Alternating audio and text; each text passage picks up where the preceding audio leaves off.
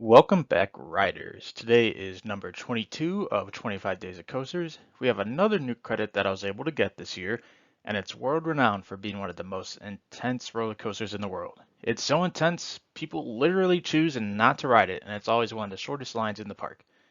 My 22nd favorite roller coaster is the infamous Intimidator 305 at King's Dominion.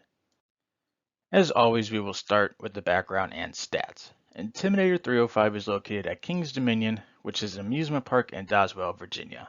Doswell is nearby Richmond, if you know where that is. Intimidator 305 was built by Swiss manufacturer Intamin and opened in 2010.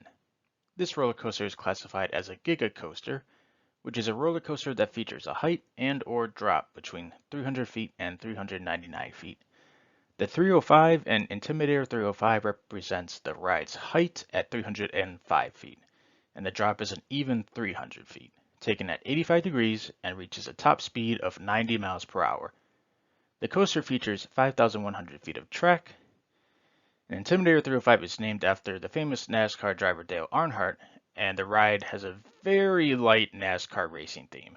I was able to ride Intimidator 305 14 times in parts of 3 consecutive days in June of this year. I feel like Intimidator 305 is a fairly easy roller coaster to break down. At the end of the day, the layout does not have that much variation. The coaster uses a cable lift which takes you up the 305 feet pretty fast. And this is a killer drop, sustained airtime the whole way, and obviously being 300 feet tall, it's going to be massive. The next element is the world famous moment of the ride, being a turn to the right while hugging the ground at first, and it eventually turns into an uphill, kind of like into the airtime hill. This turn is one of the most intense moments on any coaster ever, and that is not an exaggeration. If you tell me you don't gray out or black out during this turn, I'm honestly going to suspect that you're lying to me, because I know I'm graying out every single time, and everybody talks about it, which is probably a huge reason why the average person chooses not to ride it when they visit the park. The rest of the ride can be summed up in one word: speed. You blitz through the entire rest of the ride through 2 airtime hills, lots of turns low to the ground, and quick transitions from left to right or vice versa. I could go element by element, but they really all do blend together. You just feel speed and intensity, and it's freaking awesome. That's all I really have for today's video. I know this was a shorter one, but the ride is such a blitz, and I can't really tell me much more than intense and speed. Those are just like the words that describe it.